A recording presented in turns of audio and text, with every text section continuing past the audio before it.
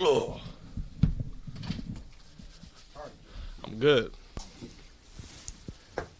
Where'd you get your lineman? Some scooters. It's coming out soon. Got him some electric scooters, so I don't have to walk around as much. In Charlie? Yeah. Nothing. Yeah. He looking at me come over in a costume. We had multiple.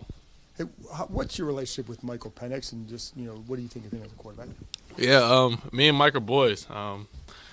Obviously, we trained together. We went through the draft process together, so we built the relationship over that time, and I'm happy for him. He waited his time. He's a phenomenal player in my eyes, and I'm excited to be able to match up against him. When did you really start to get to know him, and what jumped out at you when you got to know him? One, he's just cool, a cool individual. One of the guys, really down to earth, humble, super funny. But for him, and I think it kind of went viral last year. But he really likes to rap.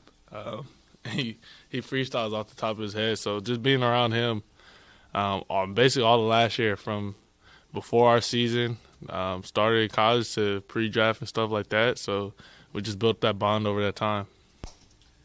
To that end, like your draft class it's pretty impressive because other than J.J. McCarthy, everybody's played and had a lot of success. You were obviously around these guys a lot, like either growing up or during the draft process. Is that interesting for you to be part of a group that is trending in a really, really positive way?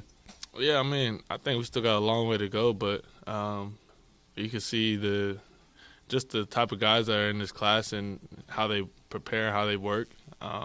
It's never a finished product until, we all decided to hang it up one day. But, I'm excited to be a part of this draft class with those guys and those caliber players. I think they're all phenomenal players. I'm rooting for all of them. And it's been pretty well documented that for you saw kind of this happening from the time you were a little kid, that you believed that this was possible. So I'm sure you got tons of football gifts during this time of year. Anyone stand out to you or from as a kid? Gift? I don't even know. I think I would remember around this time waking up tomorrow and watching NBA basketball. I know it's football on tomorrow, but I don't think anything could kind of replace what basketball brings to Christmas. Did you get Bobby anything? No. I know you guys are both Cali guys, but How much did you know him before you got here, and what has your relationship been like? I didn't know Bobby at all.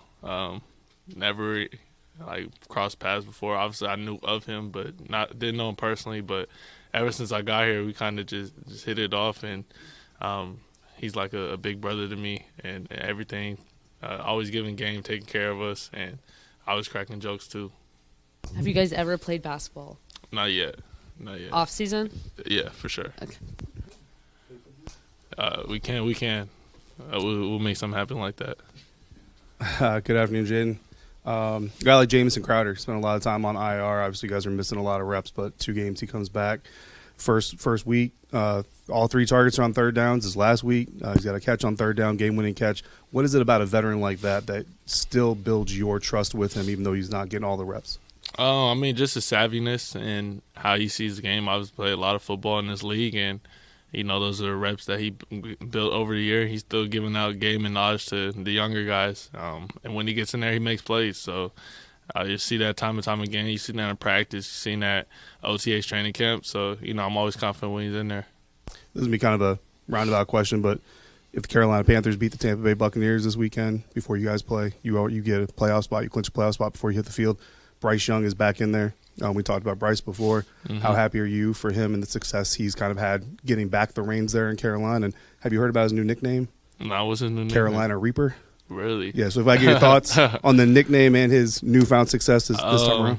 If they see it fits him, it fits him. That's his nickname now, I guess. But I'm super pumped for Bryce. Every time I see him do something, I'm texting him, whether it's a win or a loss. I'm just happy for him to get back out there and prove to the world what I knew since we were kids and or everybody else close to him knew, and why he was drafted that high. So I'm super excited for him. Hey, Jayden, and changing the topic just a little bit, since this is the Christmas season, what are you most thankful for this Christmas season? Most thankful for the Washington Commanders organization drafting me. It's just making my dreams come reality, and obviously my new teammates and brotherhood that I gained over this year. And I'm thankful for the fans showing up each and every week. And looking at Atlanta and everything, talk about, the Falcons and what they have on that defensive side of the ball.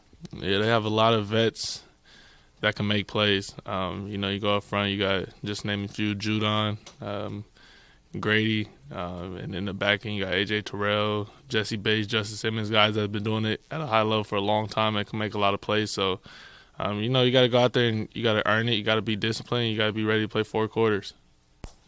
Hey, Jayden. So on Sunday, you all had a few turnovers, yeah, right? So that's not characteristic of this team or this offense. So how do you all just kind of like keep the focus to come out with the win, but also make those corrective measures during the week when you're practicing?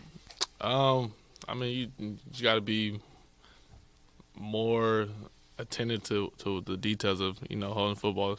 Sometimes you get careless with it and think you could get away with some stuff, but those people make you pay in those type of games, those situations. And you go out there, you don't really think about it too much. You just go back to your fundamentals, your basic trainings, and you keep moving on forward from there. It got a lot chippy on Sunday, and so is like, how you as the leader on offense, how do you keep your composure and just kind of help and support your teammates to keep theirs, or is it kind of like this is just a part of the game and we just got to keep playing? I think it's a mixture of both. Obviously, it was a division game, and you play those guys twice a year, and things tempers flare, and you got guys talking, but you just try your best, just back everybody up and refocus on the task at hand. That's playing football. You have an opportunity to clinch a playoff berth on Sunday if you guys beat the Falcons. What would that mean to you to, head to the postseason with a week to spare in your rookie season? It'll be a blessing, but at the end of the day, you still got to go out there and still prove it, still win this football game. The game's not going to be won right now. It's going to be won, Sunday, whatever time that game is ended. So hopefully we're on the right side of that scoreboard, but you got to go out there and earn it. Nothing's given to you in this league. Jayden, even as a rookie, you're already getting some of the highest accolades that veterans want, and that is people saying that you are one of the most clutch players in the league. I wonder, when you look back at a week like last week in Philadelphia, that final drive, you're trailing, you know how much is on the line, and even down to that last play, what thoughts, what feelings, what emotions, what's going through your mind at the snap? Just make the throw. I kind of seen everything. Like I said, we had that same play in practice, and it's kind of like, okay, life comes full circle. You're gonna see it in the game in the biggest situation. So, just go back in fundamentals and just go out there and make the throw. It wasn't too much other than that. Once I seen it, I was like, okay, I know I'm gonna be able to rip this throw, and I did it, and we won the game. Coming into Atlanta on Sunday, again, win and you're into the playoffs here. This team has done a great job of taking it one game at a time all season long, but knowing that if you win this game, you make it to the playoffs. How do you prepare for that? I think you still prepare the same way. It's just another game at the end of the day. Everybody else could talk about the implications of what comes with this game and, the magnitude of it. But for us, it's like, hey, we're just going out there. We're playing the Atlanta Falcons. Obviously, they're fighting for something. We're fighting for something at the end of the day. So you got to go out there and earn it. What does David Blau bring to the quarterback room? How's he helping? He brings a lot. Just a guy that's recently just got out of football, has been around, Matthew Stafford, Goff, Cousins, bringing different knowledge of how he's seen the game, how he's seen those guys prepare day in and day out. So he's very knowledgeable, and you can go out and talk to him about anything. DQ is. I know you, in the beginning of training camp, and you were asked about being like the leader, the future franchise quarterback. You said you didn't want any of that handed to you, you want to earn it all. Fortunately for you, obviously, Dan Quinn is taking the same approach, and we're not going to put the cape on you unnecessarily. But he also told us that you've really grown into that leadership role and become a leader on this team naturally. How has the environment you come into really helped you nurture that within yourself? Yeah, I mean, I think you got leaders all over the locker room. Guys that step up respectfully each in their position. I mean, we got leaders in the quarterback room, receiver room, running back room, wherever. So you just come in, you just kind of just be yourself, and that's how I do. That's how I take my approach, is to go out there and being myself. I don't have to be nobody else who I'm not. And I mean, DQ tells me that all the time. It's like, hey, just being you, that's gonna be enough. What's the biggest thing you've learned from Bobby, and does he annoy you at times? 100%, he does annoy me. But I mean, just how to be a pro, how to take care of your body throughout a long season. How do you approach the game, and even watching film. I mean, and little tendencies and stuff like that, I try to pick up on throughout the season. How I watch film before week one and how I watch film now is completely different. I ask all the veterans how they watch film and how they break down stuff. So, I mean, you see why he's been playing so long, and why I think he's going to be a Hall of Famer. What's the most annoying thing?